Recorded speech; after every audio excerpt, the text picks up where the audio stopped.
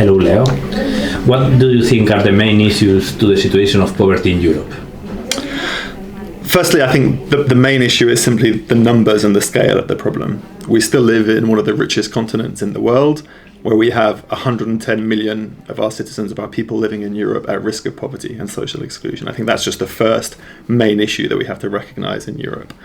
And I think maybe then there's a few key issues that explain why that's happening that we have to be tackling. And I think the first really is the economic systems which we have in place in Europe, which we've come to a place in Europe where we have these economic systems which permit and even promote extreme wealth and perpetuate these levels of poverty throughout our continent. So I think it's these economic systems that we have, which we have to recognize are simply not at the moment working for people. It's not an economy which works for people, which is what one of the things the new European Commission is trying to put in place. So that's one of the key problems, and I think that part of that is these inefficient or insufficient social protection systems we have throughout Europe, and maybe we focus specifically on minimum income levels with that. So if you don't work, if you're not able to work long term, the level of support that you're able to have from in most member states is simply insufficient to maintain a life in dignity. But wage levels as well, I think, are also a major problem throughout Europe. They're simply too low at the moment at the lowest level, the lowest levels of the stage. So I think in general we need to see a situation where minimum wage levels are increased, but just wage levels in general need also to be higher to protect people people experiencing poverty. But I think there's hope in all of this as well. The situation isn't all pessimistic. These economic systems that we have, these are systems which have been put in place by people. These are based on choices that people and institutions have made, and these systems can be redesigned, reprogrammed in order to be more compassionate and to respond better to the values of solidarity and compassion that we have as Europeans. And we're seeing some evidence of that these days. We have the social pillar, we have the sustainable development goals, we're having the Just Transition Fund, which is aiming to protect people experiencing poverty through the climate transition. And we also have evidence of rethinking of the approach of the fight against poverty in Europe as well. And we have things like the economy of well-being, which the Finnish government, the Finnish presidency of the council has been proposing, etc. So there are definitely signs that things are moving in the right direction. And I think for me, it's also interesting that some of the main issues were highlighted by the UN Special Rapporteur on Poverty, who's here visiting Spain at the moment. He spoke at one of our conferences a few months ago, and for him, he said that the main issues was the political expediency of poverty, if you like. It's part of our job is to make it more politically expedient for our politicians to be meaningfully tackling poverty, and I think that's a really huge issue that we have to be tackling. And part of the way of doing that, I think, is the participation of people experiencing poverty, as well as really listening to the voices of people experiencing poverty in all of our work within EAPN, and then ensuring that governments do the same as well. Mm-hmm. And what EAPN can do at the European level to improve the situation? But I think at the European level, we can't have this dichotomy between the European level and the national level. I think, first of all, that's the first message that I have. It's the same. The European level is the national level, and the national level is the European level. So when we try to work in European networks, we need to be working in this kind of pincer movement between networks like EAPN Spain and EAPN Europe at the Brussels level, because the decision-making processes are so interlinked. When we talk about what we can do at the EU level, ultimately, it depends on what the council will decide, and who's in the council. It's your governments. Mm-hmm. So we're all in the same boat. We're all trying to influence the same people and the same institutions. But I think saying that, I think that there's a key number of things that we need to be doing as the anti-poverty network, as the anti-poverty movement these days. One is arguing hard and pushing hard for a post-Europe 2020 strategy, a coherent, overarching strategy which encompasses everything that we need in order to be eradicating poverty in Europe. And that clearly encompasses a clear target for reducing poverty in Europe. We're arguing for a reduction of 50%. And an eradication of extreme poverty, and that's fallen off a little bit the political agenda at the moment. So I think there's a big need for us at both the European level and the national level to be making the case for an overarching anti-poverty strategy, and specifically an anti-poverty target to be mobilising action at the national level. What we can also do this year is take an active part in the consultation on the implementation of the European Pillar of Social Rights. It sounds like a bit of a mouthful, but this we think is probably one of the key spaces where we can argue to get this anti-poverty target in as well. So you'll see a lot more from EAPN Europe, and I hope EAPN Spain as well over the coming months about how we can work together to influence politicians via this consultation to ensure that we do get this anti-poverty target declared by European leaders next year. And then I think there's also a clear action that can be taken at both the EU level and the national level, pushing for European-wide legislation around minimum income. This is in the DNA of the European Anti-Poverty Network and has been for almost 30 years. We're seeing evidence that the German government, who have the presidency of the Council in the second half of this year, they're going to be pushing for Council conclusions for a minimum income. It's important that as many governments throughout Europe are supporting the German government in this and are strengthening that ask as well. So please, at the national level here, help influence those discussions, push your government to be pushing the Germans to do so, and help us have strong, at the least, council conclusions, and if not, council recommendations for commission action. I think really with this, the strength of EAPN is our unity across 32 different countries, and if we act together, then we can be strong with it. Mm-hmm. EAPN is 30 years old in 2020. How has EAPN contributed to build social Europe? Yeah, we're 30 years old this year. We were formed in 1990 with 11 national networks and 10 European organisations.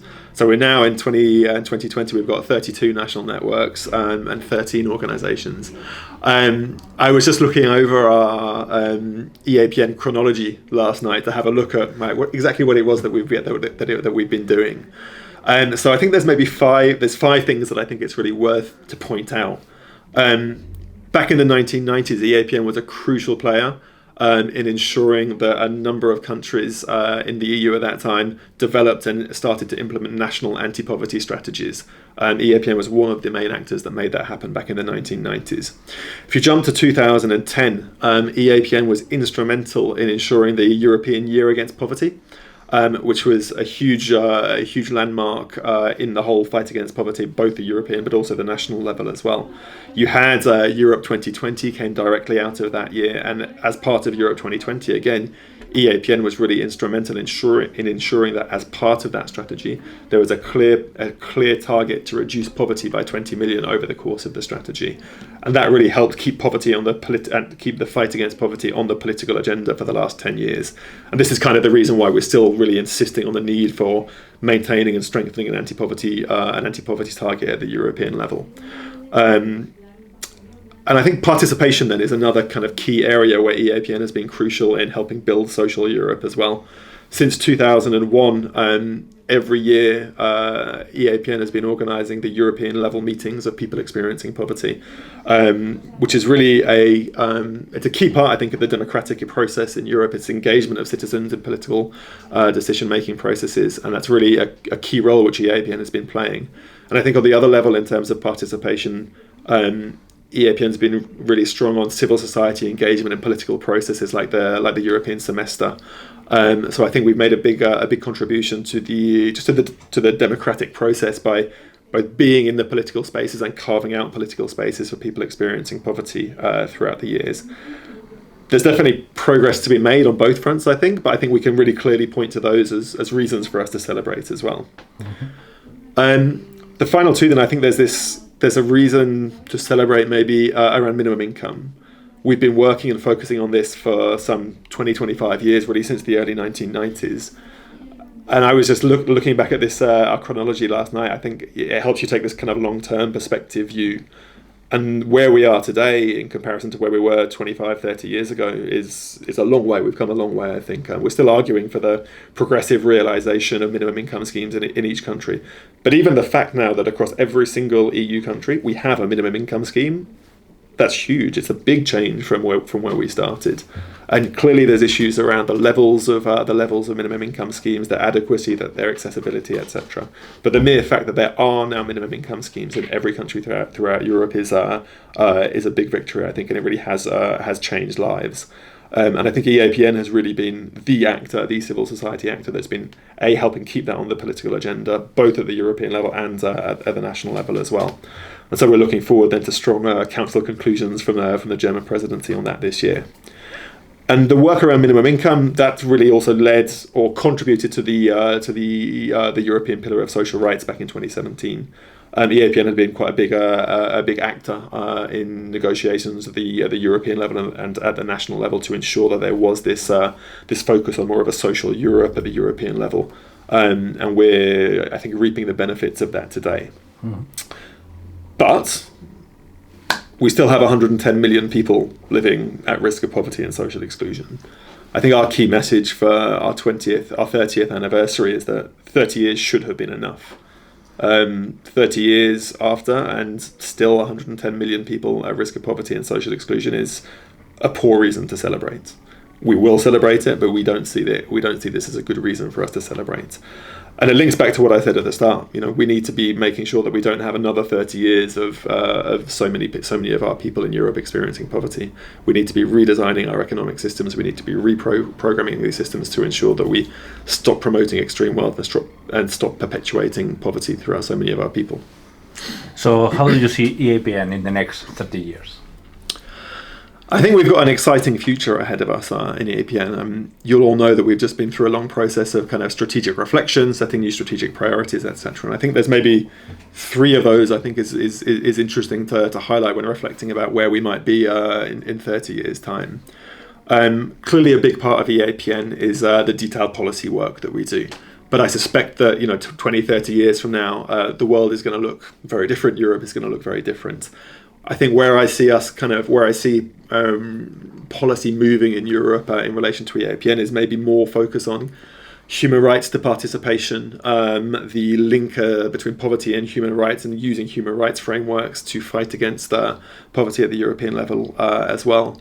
And I think what's really clear, we see it every day, both in Europe and the rest of the world, like the link between poverty and climate change as well.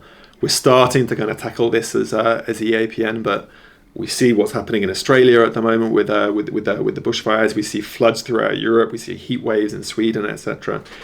Climate change isn't a future issue anymore. It's just an issue of today. This is just where we are. And there's been study after study. We all know that people experiencing poverty are affected by the impacts of climate change much more than everybody else. So I think there's a real role for EAPN moving forward to be working on these issues as well.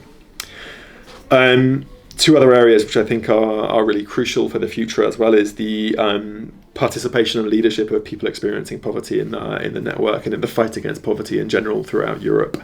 It's really clear in the strategic review, the strategic priorities, that we need to be strengthening the involvement and the leadership of people experiencing poverty throughout our network, throughout campaigns, throughout advocacy work, throughout grassroots levels campaigns against poverty at the national level as well, and there's a lot of work to be done on that. I think EAPN is one of the leading organisations in Europe and the world on this, but that's not to say we've not got still a lot of learning and a lot of work left to do in order to make that as much of a reality as we can.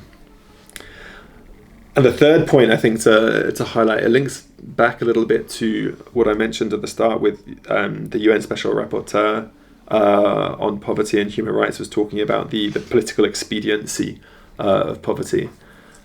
And I think the reason why our political leaders don't see it necessarily maybe as that important to combat poverty is because the public don't see it as that important. I think there's a really huge role for EAPN is to be really bringing the public with us so that our political leaders simply see that there's no choice.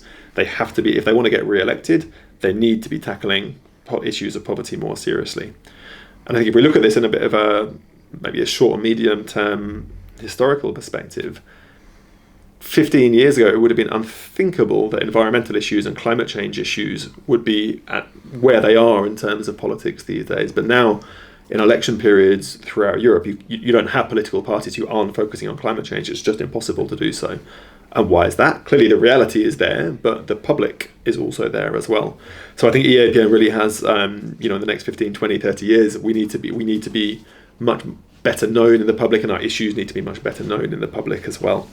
And I think we probably have a couple of areas as the EAPN where we can focus on to make that a reality.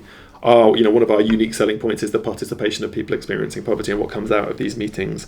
So I think there's work we could be doing there to be building up the political expediency. But we also all do the Poverty Watch reports and monitoring levels of poverty at the national level. I think there's really no reason why EAPN can't move towards our Poverty Watch reports kind of being the equivalent of, let's say, the Oxfam inequality reports, which get so much media attention at Davos and really influence the agenda in more of a serious way. So I think we have a lot of improvement, a lot of growth to be doing there as well. Mm-hmm. A message to EAPN Spain and members.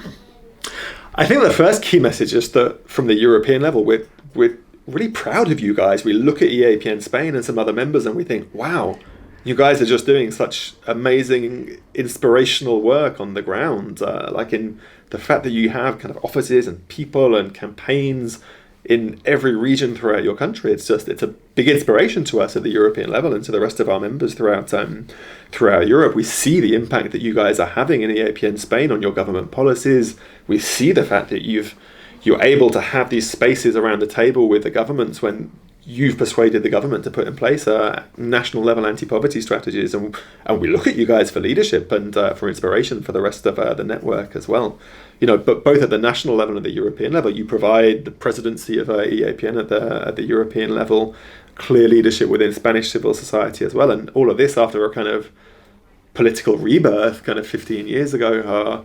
It's a big inspiration.